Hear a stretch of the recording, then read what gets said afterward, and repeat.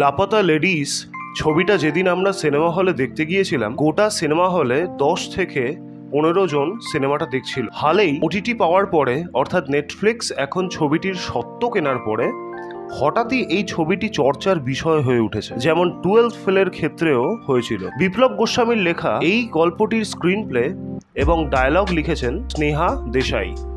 আমির খান, কিরণ রাও এবং জ্যোতি দেশপান্ডে প্রযোজিত জিও স্টুডিও এবং আমির খান প্রোডাকশনের সম্মিলিত প্রচেষ্টায় এই ছবিটি তৈরি হয়েছে। সময়কালটা 2001, অর্থাৎ এতটাই আগে যখনও স্মার্টফোন আমাদের সৃষ্টি, স্থিতি এবং প্রলয়ের নিয়ন্তা হয়ে ওঠেনি। ঠিক এমনই সময় প্রত্যন্ত একটি গ্রামে একটা বিয়ে হয়। এই প্রত্যন্ত গ্রামের এক ছেলে আরও এক প্রত্যন্ত গ্রামের মেয়েকে বিয়ে করে তার গ্রামে নিয়ে যাওয়ার জন্য ট্রেনে ওঠে।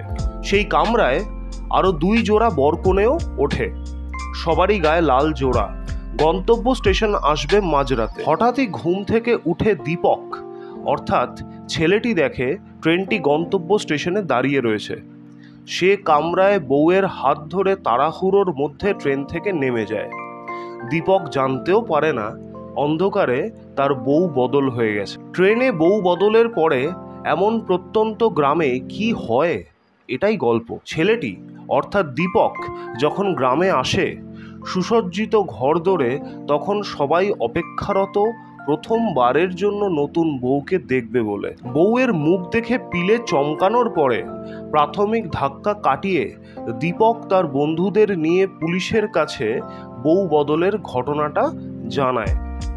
হারিয়ে যাওয়া মেয়েটির নাম ফুলকুমারী। ঘুষখোর দারোগা শ্যাম মনোহরের কাছে কেউই যেতে চায় না, কারণ সে শুধুই টাকা হাতানোর ধান্দায় থাকে। অন্যদিকে ফুলকুমারী বরকে খুঁজতে খুঁজতে এক অচেনা স্টেশনে নেমে যায়। স্টেশনেই ছোটুর সাথে ফুলকুমারীর পরিচয় হয়। এরপরে দীপকের অনুসন্ধান কি সফল হয়, বা পুলিশ কি ফুলকে খুঁজতে সাহায্য করে, না তাদের অন্য কোনো অভিসন্ধি আছে? বদল হওয়া বউ জয়া, অর্থাৎ পুষ্পা রানীর কি পরিণতি হয়? দীপকের পরিবার জয়াকে কি চোখে দেখে? জয়া কি শুধুই এক সাধারণ গ্রামের স্বল্প শিক্ষিত মেয়ে, নাকি তার অন্য এক গোপন পরিচয় আছে? এসবই এই ছবির বিষয়বস্তু। বাকি গল্পের মোড় এবং মোচড় তাড়িয়ে তাড়িয়ে উপভোগ করার মতো। গ্রামের মানুষ বলতেই আমরা সারল্য বুঝি, কিন্তু সেটাই কি একমাত্র সত্যি? গ্রামের মানুষ কি সত্যিই এত সরল হয়? আসলে গ্রামের মানুষ 2 রকমেরই হয়, সরল এবং জটিল, কখনো কখনো কুটিল। যত সহজে তারা মানুষকে আপন করে নিতে পারে, তত তাড়াতাড়ি দূরেও ঠেলে দিতে পারে। যে মেয়ে তার পড়াশোনা করার বয়সে রান্নাবান্না শিখে নেয়, কারণ খুব শীঘ্রই তাকে শ্বশুর বাড়ি যেতে হবে, নিজের ভালো লাগা বিসর্জন দিয়ে স্বামী এবং পরিবারের ভালো লাগার জন্যই জীবন উৎসর্গ করে দেবে, তাদের স্বনির্ভরতার কথা বলে এই ছবিটি। এত স্বার্থহীন হয়েও তারা মহান হতে পারে না, কারণ প্রত্যেক মেয়েই মনের অন্দরে কোথাও তাদের ভালো লাগাকে প্রশ্রয় দিয়ে থাকে। সমাজের রূপই তাদেরকে এই জীবন গ্রহণ করতে বাধ্য করেছে। মেয়ে হয়ে জন্মানোর অর্থ নিজের ইচ্ছেগুলোকে কবর দিয়ে ফেলা, তারপরে সেদিকে আর না তাকানো।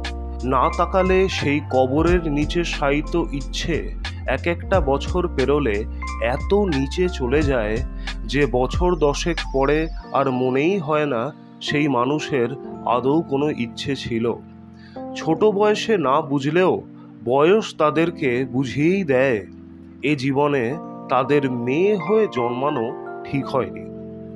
এমতো অবস্থায় তাদের জীবনে এক ধূমকেতুর মতো মেয়ের প্রয়োজন হয়, যে নিজের জীবন দিয়েই শিখিয়ে দেয় মেয়ে হয়ে জন্মানোটা কোনো অপরাধ না, যে প্রত্যেক সমস্যা, সে যাই সমস্যা আসুক না কেন, তাতে ভেঙে পড়ে না, বরং সেটা সমাধানের রাস্তা খোঁজে।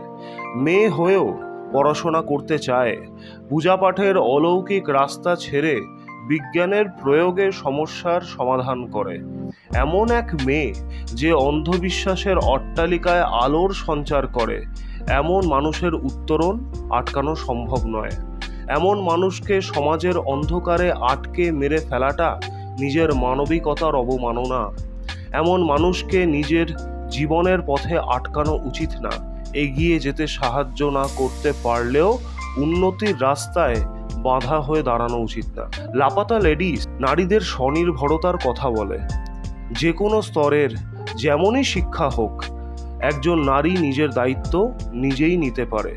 মস্তিষ্কে ঢুকে থাকা কুসংস্কার এবং অনৈতিক বাধা পেরিয়ে যদি সে চায় তবে সে স্বনির্ভর হতে পারে, হওয়াটাই ঠিক। রাম সম্পথ এর কম্পোজিশনে অরিজিৎ সিং এর গলায় ও সজনী রে একটা প্রবল শীতে উষ্ণ সমীরণের মতো।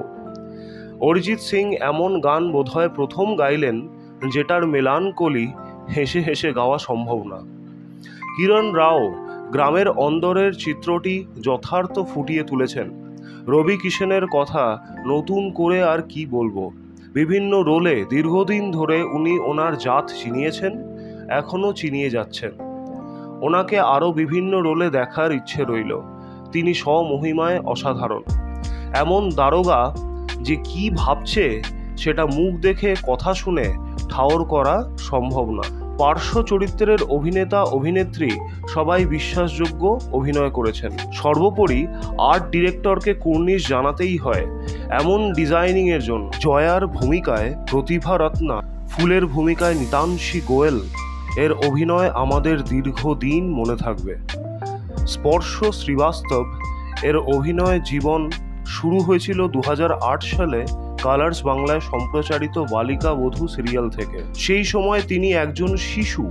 আজকে 25 বছর বয়সে তিনি বেশ কিছু কাজ করেছেন, যার মধ্যে জামতারা উল্লেখযোগ্য।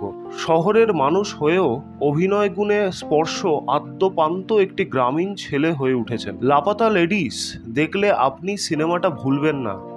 এটা কোনো দিকেই রগরগে ছবি নয়, বরং একটি সাবলীল সুন্দর হাস্যরসে পরিপূর্ণ ছবি, কিন্তু গভীরতা প্রবল, এতই গভীর যে ঠাওর করা মুশকিল।